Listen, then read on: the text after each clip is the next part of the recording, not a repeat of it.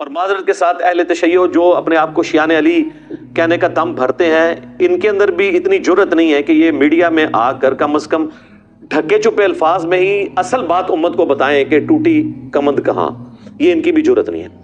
میں اپنے وقت کا ضیاع سمجھتا تھا یزید ابن معاویہ کے خلاف بولنے کو. اس کی وجہ ہے کہ یزید کوئی آسمان سے نازل ہو کے تو کسی سٹیج پہ آ کے بیٹھ نہیں گیا. یہ اسلامی گراوٹ مسلسل 20 سے 25 سال تھی جس کا نمائندہ بن کے یزید سامنے آیا، لہٰذا اس کو سنگل آؤٹ نہیں کرنا چاہیے. خرابی پیچھے سے شروع ہوئی ہے، اور جہاں سے خرابی شروع ہوئی ہے جب تک اسے آپ آئیڈینٹیفائی نہیں کریں گے تو پھر لوگوں کو بہانہ مل جائے گا کہ یزید کو لوگ گالیاں نکالتے رہیں اور اصل جو لوگ ہیں بیچ میں ان کو چھپا لیا جائے. کبھی عبداللہ ابن سبا کا نام لے کے ان کو چھپا لیا جائے، جو کہ کریکٹر ہی مولا علی کے دور میں آیا، اس کا شہادت عثمان رضی اللہ تعالیٰ عنہ علیہ السلام سے کوئی لینا دینا نہیں تھا. اور کبھی یزید کے پیچھے ایشو کو ڈائلیوٹ کر دیا جائے. تو یہ ایک سازش ہے. انشاءاللہ ہم تو اس سازش کا حصہ نہیں بنیں گے انشاءاللہ تعالی. ہم تو حق چار یار والے ہیں اور پنجتن پاک والے ہیں الحمدللہ رضی اللہ عنہم اجمعین وعلیہم السلام اجمعین. تو ہم انشاءاللہ تعالی اس سازش کا کبھی بھی شکار نہیں ہوں گے.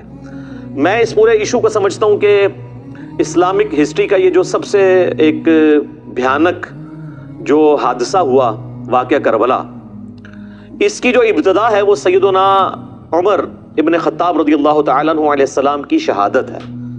وہاں سے فتنوں کا آغاز ہوا اور اس کا اینڈ کربلا ہے، جس کے بعد امت کے دو ٹکڑے ہو گئے، سنی اسکول آف تھاٹ اور شیعہ اسکول آف تھاٹ، جو ہم آج تک بھوگت رہے ہیں. سٹارٹ اس کا جو ہے نا وہ سیدنا عمر کی شہادت سے ہوا، اور سیدنا عمر کو کن لوگوں نے شہید کروایا یہ بھی اگر ہم کھولیں گے تو پھر اس کو ڈیپ ڈگ کرنے سے بھی آل امیہ ہی آتی ہے. سیدنا عمر کا قاتل کون تھا؟ نام لیتے ہیں جی، وہ کہتے ہیں ایرانی تھا جی، ابو لولو فیروز تھا. سر ایرانی تو تھا، وہ غلام کس کا تھا؟ حضرت مغیرہ ابن شعبہ کا رضی اللہ تعالیٰ عنہ. اور بخاری میں یہ موجود ہے الفاظ. اور پھر اس سے اگلا تلخ پہلو یہ ہے کہ حضرت مغیرہ ابن شعبہ پوری زندگی حضرت معاویہ رضی اللہ تعالیٰ عنہ کے دستے راس رہے ہیں.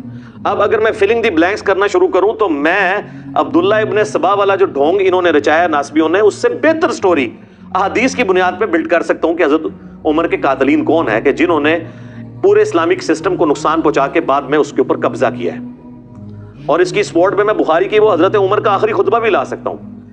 صحیح بخاری میں انٹرنیشنل نمبر کے مطابق 6830 نمبر حدیث ہے. حضرت عمر جس سال شہید ہوئے ہیں بس اسی مہینے میں وہ شہید ہو گئے، 26 ذوالحجہ کو. انہوں نے جو آخری حج کیا ہے 23 ہجری میں، تو وہ مینا میں عبداللہ ابن عباس کہتے ہیں کہ اور عبد الرحمن بن عوف کہ ہم بیٹھے ہوئے تھے، ایک شخص نے آ کے کہا کہ امیر المومنین آپ نے لوگوں کی گفتگو نہیں سنی، لوگ کہہ رہے ہیں کہ عمر جب مر جائے گا تو ہم فلاں شخص کی بیعت کر لیں گے.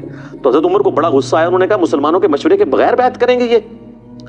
اور انہوں نے کہا میں ابھی مینا میں خطبہ دیتا ہوں اور میں اس ایشو کو یہیں پر ختم کرتا ہوں. تو عبد الرحمن بن عوف نے کہا کہ چند لوگوں نے بات کیا، پبلکلی اس کو ہائی لائٹ نہ کریں. کون سی یوٹیوب پہ ویڈیو آ گئی ہے؟ اگر یوٹیوب پہ ویڈیو آئی ہوتی ہے نا تو حضرت عمر کا بھی خطاب یوٹیوب پہ ہی آنا تھا. جب فتنہ عالمی ہوتا ہے نا پھر اس کے لیے عالمی بیانیہ آتا ہے.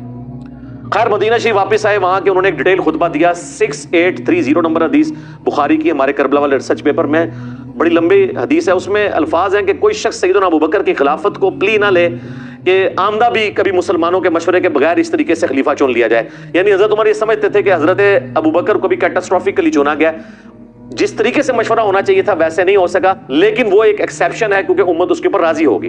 اور پھر دوسری بات، حضرت ابوبکر کے پائے کی کوئی اور پرسنالٹی نہیں تھی کہ امت کوئی کلیم کرتا کہ ہاں جی میں بھی اس لیول پہ آ کے تو میں دعوے دار ہوں.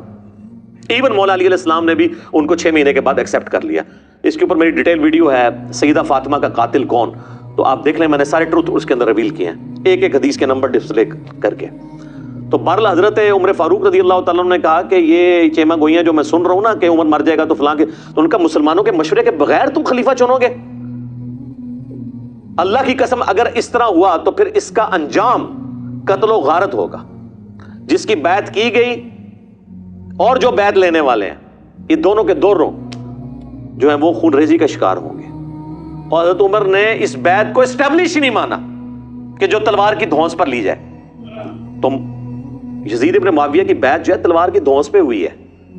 کہتے ہیں جی وہ صحابہ نے بیعت کر لی تھی. کس طریقے سے بیعت کی تھی تاریخ نہیں، بخاری مسلم بتاتی ہے. انشاءاللہ میں آج سب کچھ کور کروں گا. ریسرچ پیپر میں تو میں نے کور کیا ہے، اس کے علاوہ کئی ایک ویڈیوز کے اندر کور کیا ہوا ہے. تو جو دھونس اور بدماشی کے ساتھ بیعت لی جائے تو بیعت سیدنا عمر کے فتوے کے تحت اسٹیبلش ہی نہیں ہوتی.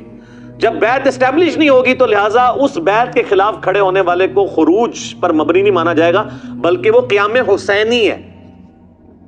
خروج وہ ہے جو مولا علی کے خلاف ہوا ہے جنگ جمل صفین اور نہروان کے اندر، کیونکہ ان کی بیعت اسٹیبلش تھی، وہ خلفائے راشدین میں سے ہیں.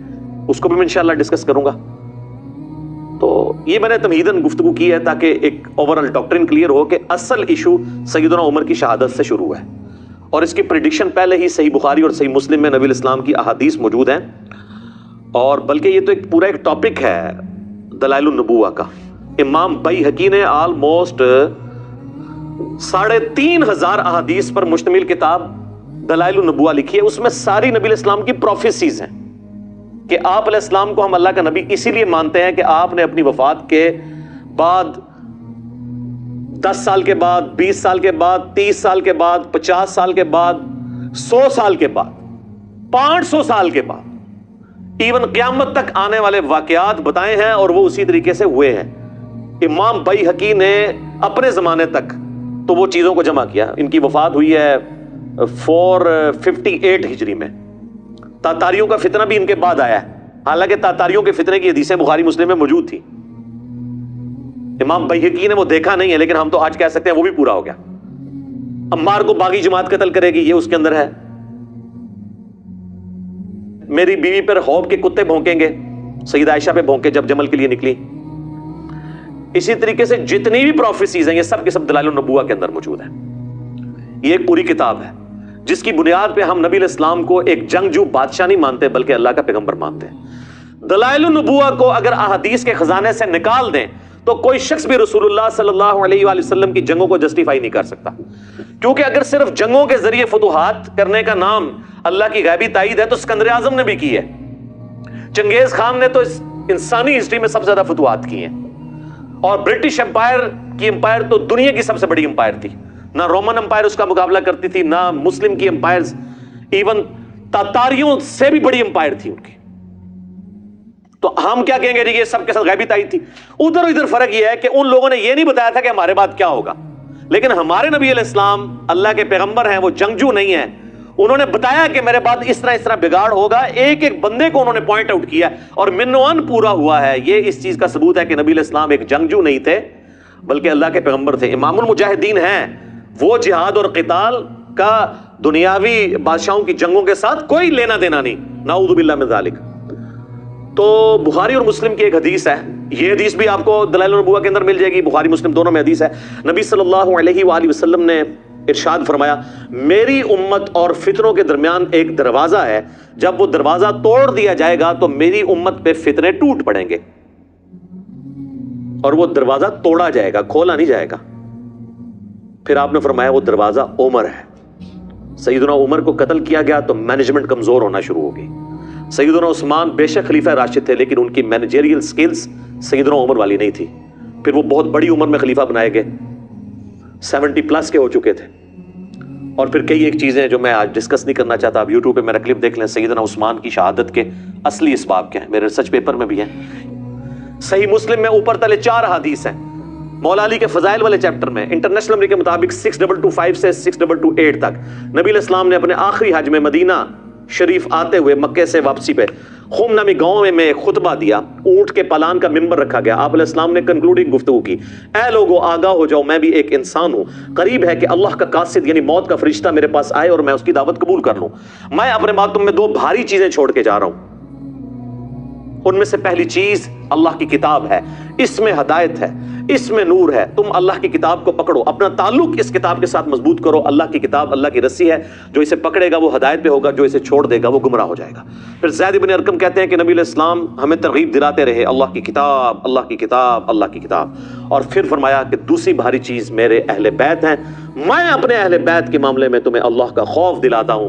اور اس جملے کو آپ نے 3 دفعہ ریپیٹ کیا. لیکن امت نے بالکل الٹ کیا، نہ قرآن کو پکڑا اور نہ اہل بیت کو زندہ چھوڑا. تو یہ ایک بہت تلخ چیز ہے. اور نبی علیہ السلام ہمیں غدیر خم کے اوپر ایک وصیت کر کے گئے، اور یہ پلیٹ فارم اللہ کے فضل سے قرآن کی توحید پہ کھڑا ہے اور اہل بیت کے دفاع پر یہ پلیٹ فارم غدیر خم پہ ہے الحمدللہ. غدیر خون کی حدیث تو بہت کم ہی بیان ہوتی تھی، اور کئی مکتب فکر کے لوگوں کو تو اس حدیث کا پتہ ہی نہیں تھا. ان کو وہ ایک روایت جو ضرب تقسیم لگا کے حسن درجے تک پہنچتی ہے المستدرک للحاکم کی، الموطا امام مالک میں بھی ہے لیکن وہاں تو اس کی سند ہی چھوٹی ہوئی ہے. امام مالک نے بغیر واسطے کے روایت بیان کی ہے، پوری سند اس کی المستدرک للحاکم کے اندر ہے، کتاب العلم چیپٹر کے اندر 318 نمبر 318. وہ حجۃ الوداع کا خطبہ ہے کہ 2 چیزیں چھوڑ کے جا رہا ہوں، اللہ کی کتاب اور اس کے نبی کی سنت، اسے مضبوطی سے پکڑ لو گے کبھی گمراہ نہیں ہوگے.